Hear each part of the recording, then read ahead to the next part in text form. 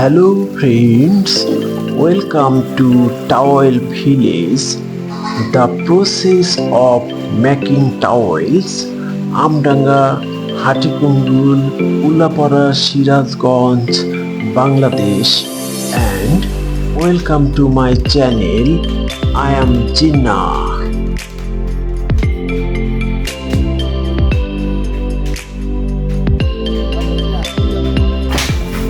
আপনার নাম?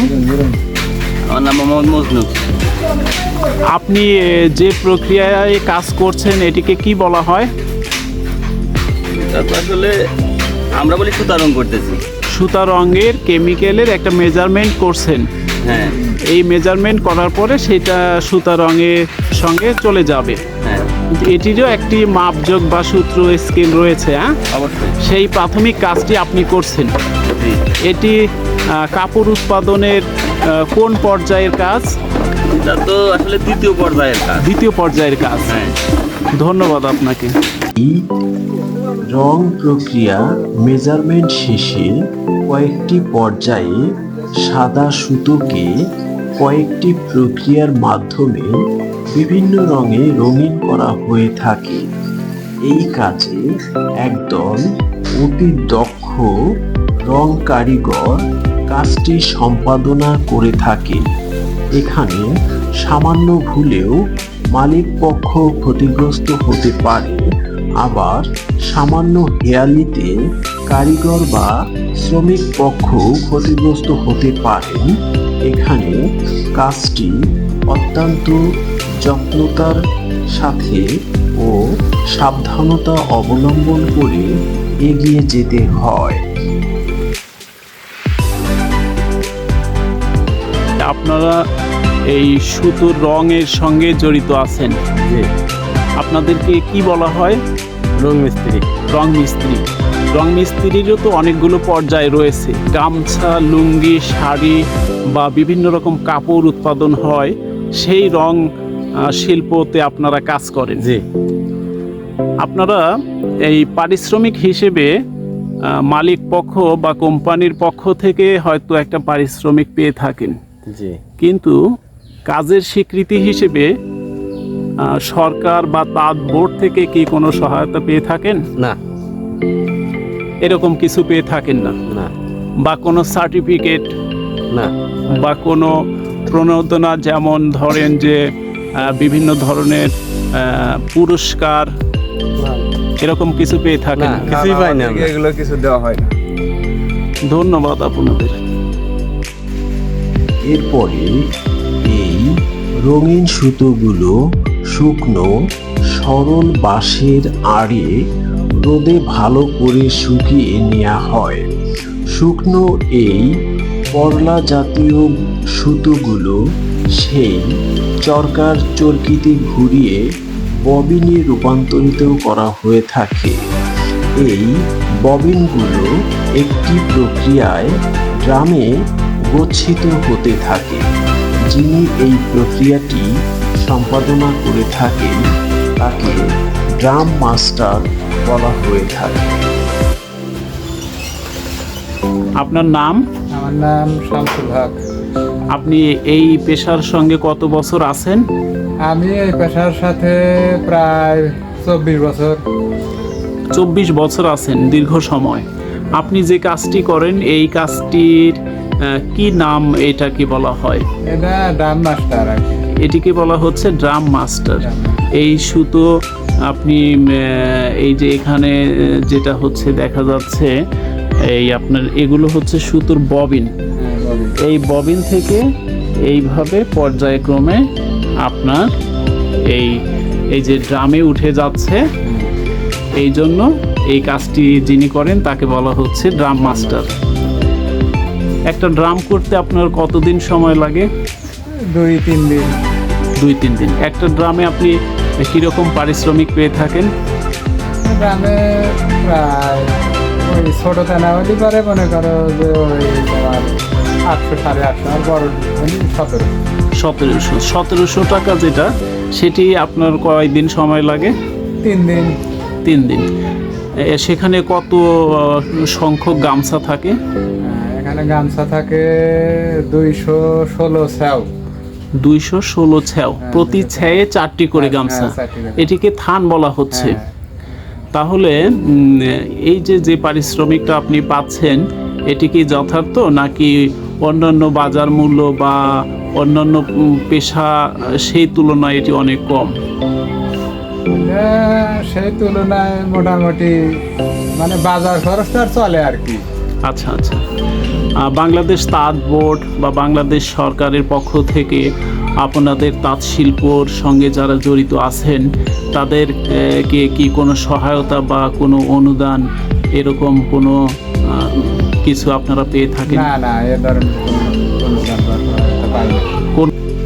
এই ড্রাম থেকে একটি ভীম বা বেলনা আকৃতির নাটা নিয়ে সেটি চলে যায় তাতে। অতঃপর তাঁতি কারিগর বুনন আরম্ভ করে থাকে।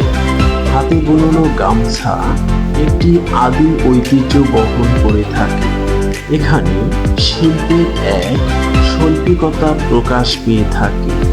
এখানে একজন হাতে বুননো কারিগর দিনে সর্বোচ্চ 16 পিস গামছা উৎপাদন করে থাকেন, যার বাজার মূল্য পারিশ্রমিক মাত্র 200 টাকা।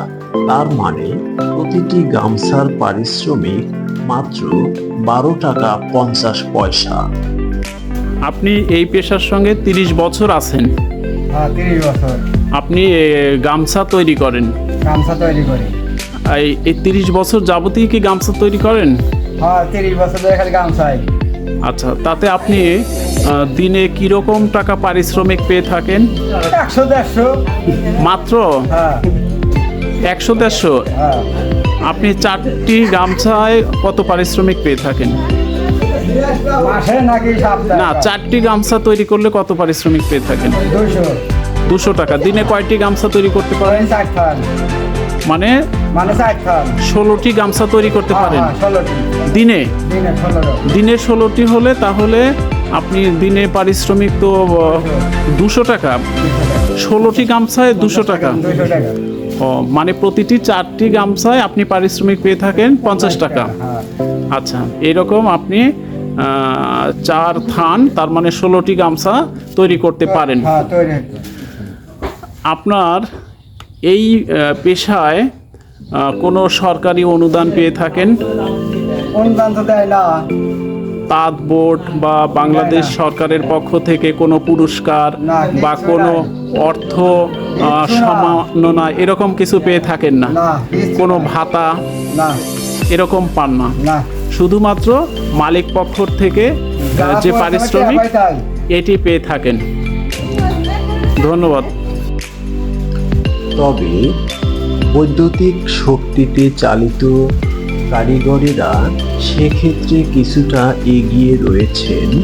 তারা প্রতিদিন 20 থেকে 24 পিস গামছা উৎপাদন করতে পারেন এবং কিছুটা বেশি 15 টাকা বাজার দরে পারিশ্রমিক পেয়ে থাকেন বলে জানা গেছে।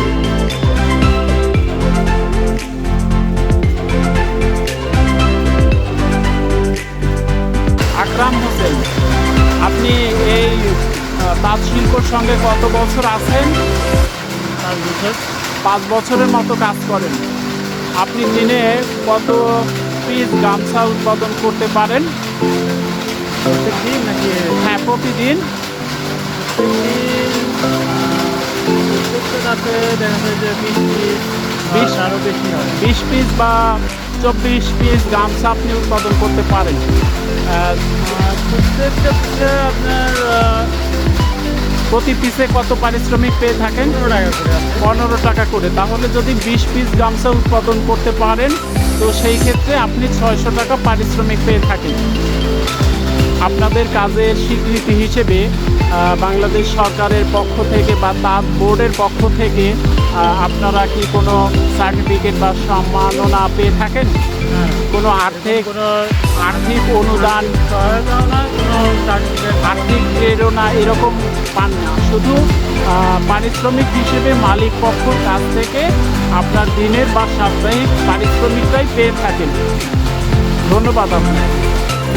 তবে এখানে মানবেতর এক বৈষম্যের মধ্যে রয়েছেন হাতে বুননো শৈল্পিক কারিগরেরা, কেননা শত চেষ্টা করেও তারা 200 টাকার বেশি পারিশ্রমিক পাচ্ছেন না। আপনার নাম? মোহাম্মদ রেজাউল করিম। আপনি এই তাঁত শিল্পর সঙ্গে কত বছর আছেন? প্রায় 25 বছর 28 বছর এরকম। আপনি এখানে গামছা বুননের সঙ্গে জড়িত আছেন। দিনে কয়টি গামছা আপনি বুনাতে পারেন বা তৈরি করতে পারেন? দিনে এই 2টা 3টা ছ্যাও যাকে বলে। মানে 4টিতে একটি ছ্যাও বা একটি থান বলা হয়ে থাকে। এরকম আপনি তিন থান বা 2 থান গামছা তৈরি করতে পারেন। একজন যিনি এটার কারিগর, উনি সাধারণত তাহলে 3 বা 4 থান মানে 12 থেকে 16 পিস গামছা উৎপাদন করতে পারেন। 16 পিস গামছা উৎপাদন করলে সে কীরকম টাকা পারিশ্রমিক পেয়ে থাকেন? ওই 16 পিসই করলে পারে 200-300 হয়ে যাবে। পারিশ্রমিকটা তাহলে খুবই কম অন্যান্য পেশার তুলনায়, অনেক কম। অনেক কম। আপনারা সরকারিভাবে কি কোনো সহযোগিতা বা সহায়তা পেয়ে থাকেন? না না, কোনো সহায়তা নেই। বাংলাদেশ তাঁত বোর্ড সেখান থেকে আপনারা কোনো অনুদান বা কোনো সার্টিফিকেট বা সম্মাননা বা আর্থিক কোনো অনুদান এরকম? না না, কোনো কিছুই আমরা পাই না, কোনো সহযোগিতা নাই। বাংলাদেশ তাঁত বোর্ড এটি তাহলে কি উদ্দেশ্যে কাজ করেন, এটি কি আপনার জানা আছে? না, তা তো জানা নেই। জানা নেই। আমাদের এদিকে আসেই না। এদিকে তাঁত বোর্ডের কোনো লোকজন আসেই না। ধন্যবাদ আপনাকে। বিবেচক মহলের পক্ষ থেকে আমরা আশা করব কর্তৃপক্ষ এই দপ্তরে সুনজর দেবেন। এই ছিল আজকের বিষয়বস্তু।